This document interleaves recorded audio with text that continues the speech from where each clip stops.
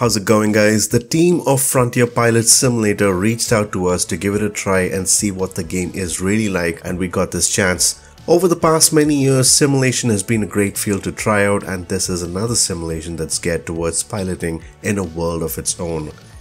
A completely different space under simulation, not like your typical propellers where we can give it a try and related to flying.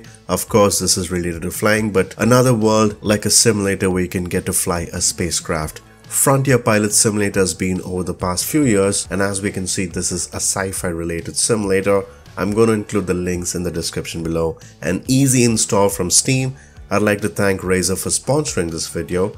Quite a different simulation here at Frontier Pilot. It's not a typical combat game or a strategy game where you can build your bases, grow them and finally move to another part to conquer.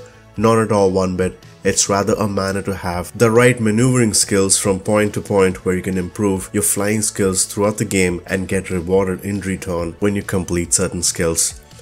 The flight begins with a basic ship where you can get to fly passengers around and cargoes throughout this planet. It's rather an island where you begin and not as big as a country where we can explore different things. A smaller island where you can learn the basic essentials of flight, train yourself to maneuver and learn how the environment is and what you can expect when you move from point to point. It's an interactive arena of its own, I would say, and you can hear a lot of chatter in between when you can get to learn about the surroundings of the space, be it an environment hazard or something that can deem useful in and around the area. You can find plenty of different interesting items. We came across a lot of volcanoes, and if you explore the island more and the space yourself, you ought to be careful around these areas as to not to damage your ship. There are dynamics involved in flight. It's not like your typical simulator or a video game. We have different flight dynamics here, and based on what you come across, different structures within the environment. For example, volcanoes are involved here, heavy cargoes, passengers which you need to load. These things can affect the way you can handle your ship, be it taking off or maneuvering. Winds can be strong, which can greatly affect the performance, and these types of environmental hazards and are included. You can come across several different scenarios wherein geysers with dense clouds of storm that can cover the vision, which could affect the heads-up display, and other instances where the winds are strong. It can lead to your ship hitting some of the ground areas that can either be completely destroyed, or if you're lucky, this can be repaired. A lot of moving parts in the simulator. You have to make sure to use the fuel as efficiently as possible so as to transport passengers from point A to point B, which can be interesting. A cargo hauler, it felt like, and with these changing variables, if your speed isn't perfect, this can damage the cargo and hence the payout wouldn't be great as expected.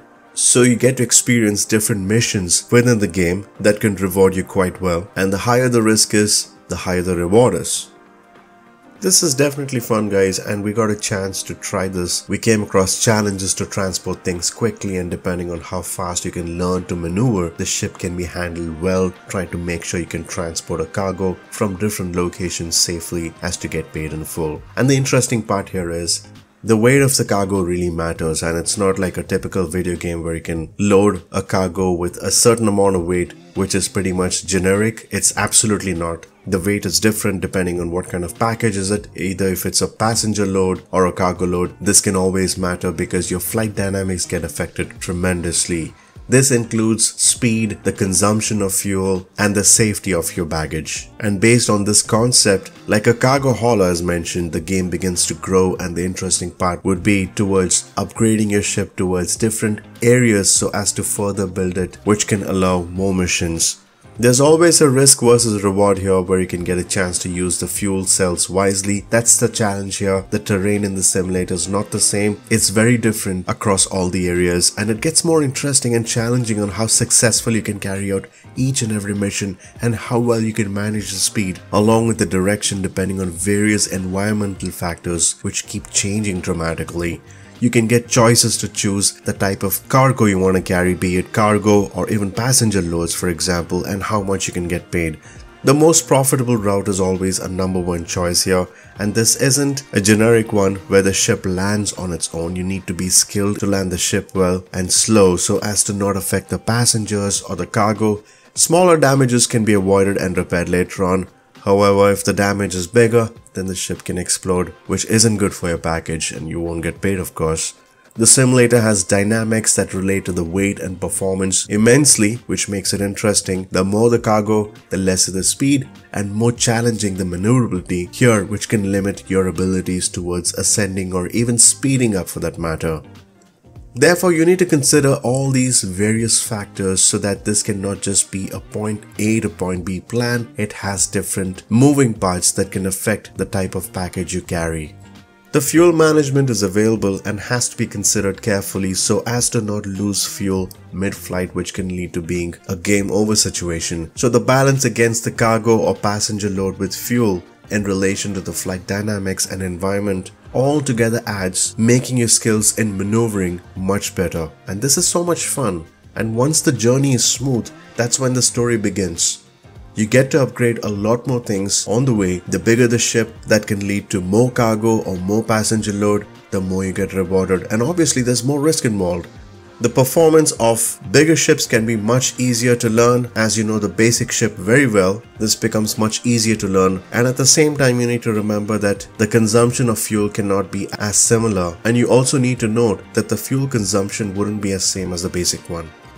In the same manner, you have different areas that can be upgraded: paint jobs, custom jobs, liveries, upgrades to system, which can deliver better performance like boosting your ship or having a better range. And one thing you need to keep in mind though is that better performance always leads to more consumption of fuel. So there's always an advantage and disadvantage here. However, slowly by this way you get to progress towards having the best of all ships, which adds more fun to the simulator. So in the manner of having ships and upgrading them, the same way you can upgrade your environment. Have bigger islands where you can explore much more cooler things. Missions can be unlocked towards islands which are very much drastically bigger in size. And of course, the bigger the islands, the much better the places can be where you can get better missions. Altitudes, wind conditions, environmental factors are something to consider knowing very well to maneuver throughout the simulator. You can find several mods under the Steam community from community players, which is definitely fun, as well as a Discord server which is quite busy. In fact, we had a few questions to ask on how to go ahead and upgrade what we really need for the simulator, and they were really helpful. And you wouldn't be surprised to find out more interesting mission packs and upgrades that can add towards exciting missions, either flying passengers or cargo that can respond well to dynamics. The future of Frontier Pilot Simulator can be an interesting one, with a busy community coming up with their own ideas, storylines, mods, and many more. I'd recommend you to take a look at this game. The link can be found in the description below, which takes you to the Steam store, an easy download, and if you're into simulation, you can certainly give this a try. An easy download, sold for $24.99. You can find this at the Steam store. Alright guys, thank you so much for watching and stay tuned.